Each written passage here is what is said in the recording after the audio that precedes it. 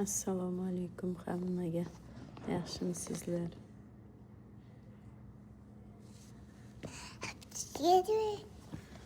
Nargiz vaksinatsiyani olgani keluvdik, vaqti kelgan ekan. Tizi. Shunga keyin shu qilpiday joyda ber. Poliklinika.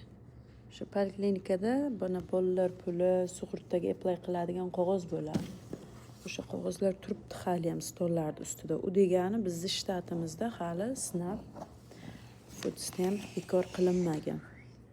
Qaysidir shtatlarda уже bekor bo'libdi, lekin bizning shtatda hali bekor bo'lmagan. Agar bekor bo'lganda bularni bu yoqqa qo'yib qo'ymasdi. Meniki o'sha SNAP nimasi applicationi. Bunisi esa insurance-ku. Hozircha bizda shtat tinch.